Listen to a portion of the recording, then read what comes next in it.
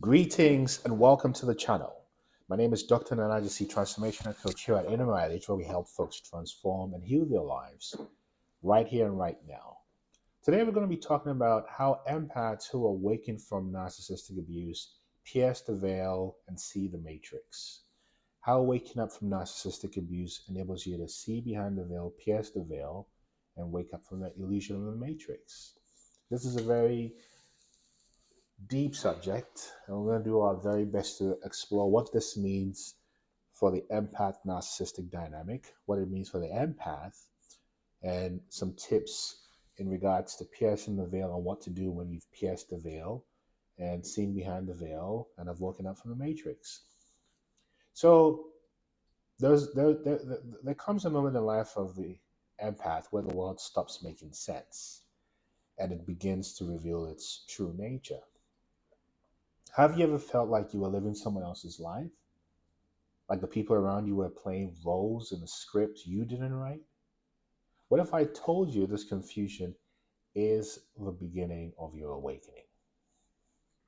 So, effectively, when we say piercing the veil means being able to see through illusions, lies, and things that are accepted as de facto. It's effectively cracking the code of the matrix. And in many ways, breaking away from toxicity, narcissistic abuse, and generational trauma is the beginning of stepping into your authentic self, right? So, some things that I want to highlight are empaths, which are generally highly sensitive individuals attuned to emotions and energies.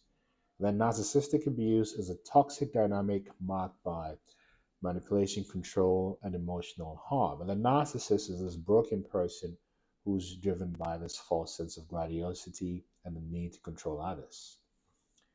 And the veil is a metaphor for illusions that obscure the truth. Whereas when you hear me say the matrix is the social and psychological constructs that keep us trapped in cycles of suffering. So let's talk about the narcissist's role in this illusion. So narcissists reflect the matrix because they thrive in control based systems.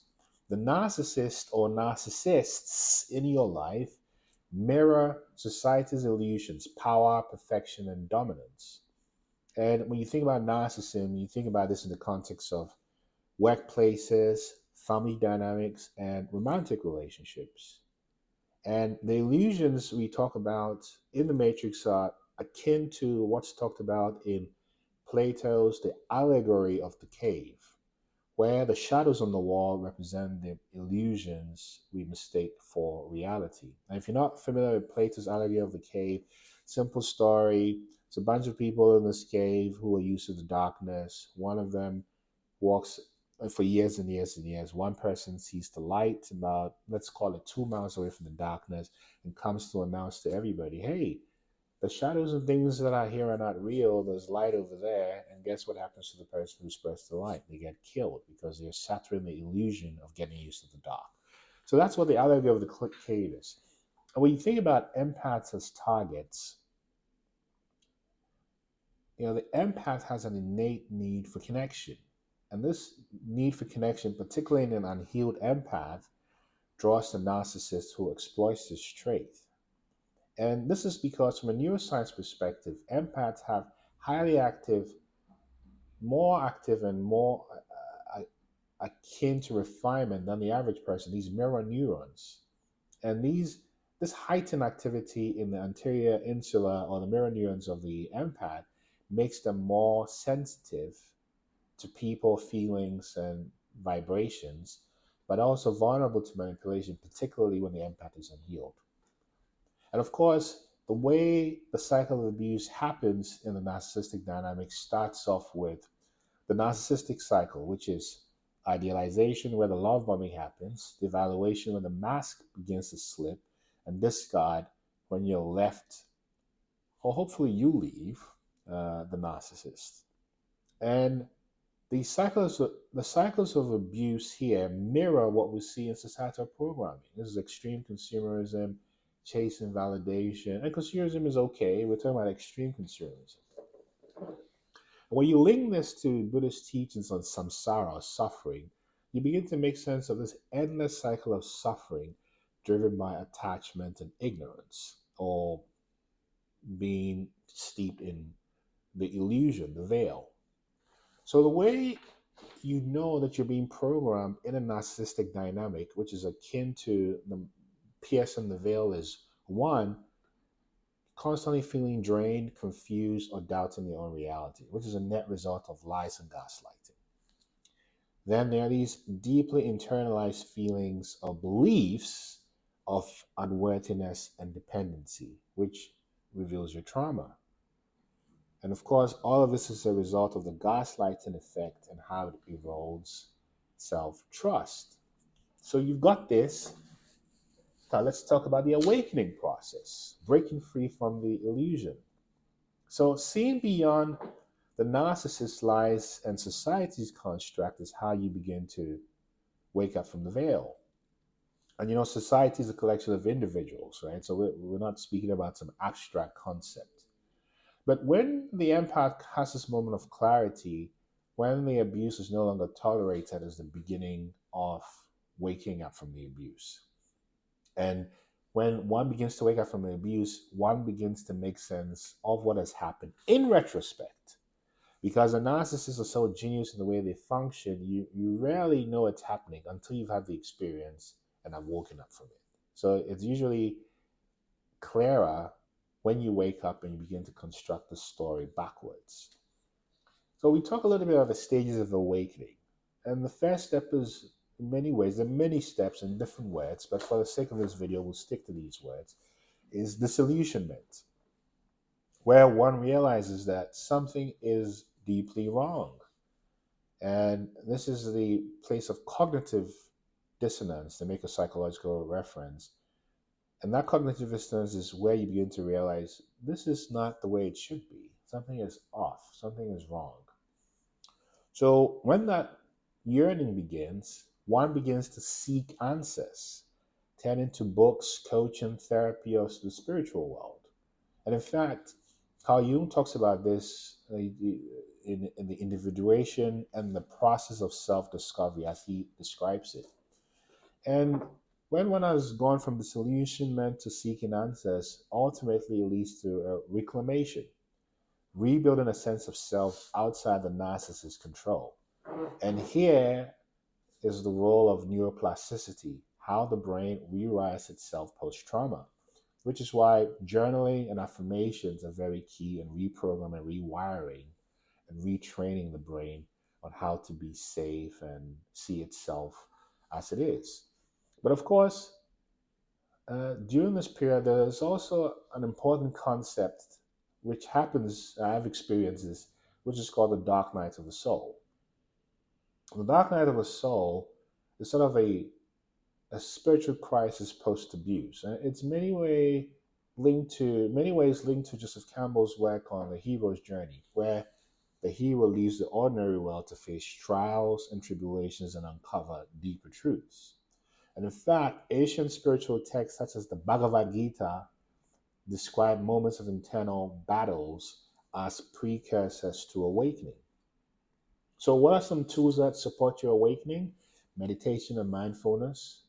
There's significant scientific evidence on reducing trauma-induced stress. Then there's journaling, which I spoke about a few moments ago, to unravel false beliefs, because writing activates a part of your brain, the prefrontal cortex, the part of your brain that processes emotion. And of course, the body keeps score, as a famous book says, and so somatic practices to heal trauma stored in the body also make a difference. So all of this has happened, and now you're seeing behind the veil. What is behind the veil? The first thing I want to talk about is recognizing empaths, because when you look behind the veil, you begin to see the bigger picture from a societal, familial, and personal cycles of dysfunction. You can understand dysfunction as it happens in you, or used to happen in you. Let's speak in past tense. The dysfunction in the narcissistic paradigms you've been a part of, and then being able to see that dysfunction at an aggregate societal level. So that this pattern recognition begins to show up in the way you see the world, and not just from a program perspective, but from an objective analytical perspective. Now, we'll talk a little bit about the matrix and spiritual awakening. This scene behind the veil is a red pill moment. And the red pill effectively represents truth from the movie The Matrix, where the blue pill represents stasis, or staying where you are, or status quo, or the dream world, or sleep. So when you take the red pill, which is you begin to tell yourself the truth and see things as they are, that is waking up in a real way. And in fact, when you think about this from a historical standpoint, I'll use one example. Let's think about Siddhartha's enlightenment under the Bodhi tree. So the Gnostic idea of escaping the material world. You see? So this happens, and then the empath, once awakened, becomes an agent of shifts, of change, based on the unique gifts uncovered through suffering, such as intuition, compassion, and the ability to inspire authenticity. So think about this in your context on how you shed societal expectations and begin to step into your authentic energy. Now, let's talk a bit about cracking the code of the matrix. Identifying the code is necessary because the matrix runs through a set of programs that are installed in our minds from our early caregivers who got them from others who installed them in them, and the cycle continues. So, some things to shift yourself would include asking yourself, what beliefs keep you stuck? Right? Relate this to the programming installed by narcissistic abuse. And realize that there's significant evidence from spiritual texts like the Upanishads that guide us to question and dismantle these illusions. Then, once you've identified the code, it's important to rewrite the code, reprogram yourself. So, affirmations do that, as I previously stated. Rewriting past narratives to reflect growth, accountability, and truth, not illusions, help with this. Establishing boundaries really help with this. And in this way, you establish new neural pathways, which is a neuroplasticity that we talked about. And then from there, you can build a new reality and shift into your new world. But what does the new world look like after you've woken up? What does life look like post awakening? Well, initially, there's this sense of freedom, clarity, and empowerment, but also a place of being in the unknown because you're in a place where you live in the present, and the present has no projections of the past or the future. And so the unknown can be unnerving because it requires a suspension of expectations. And here, your role as a light worker becomes even more pronounced because the mission of an empath is to bring light and truth to whatever they do, whether it's in technology or spiritual work or some other type of government, whatever you do as an empath related to your purpose. And this is how you also bring about generational healing to your lineage and also create societal healing, which is effectively systemic change, small and then expand. So the veil has been pierced, and now you see the world for what it truly is. What will you do with this new vision? I just want to encourage you to keep on this path and know that a coach like myself can help you. If this resonates, type transform in the comment section. Subscribe to the channel, like, share this video, and recognize that you have woken up to the truth of who you are. Begin to deepen this understanding, realizing that it's the connection to your deepest intelligence, which is intuitive and divine. I wish you peace and light, and see you soon.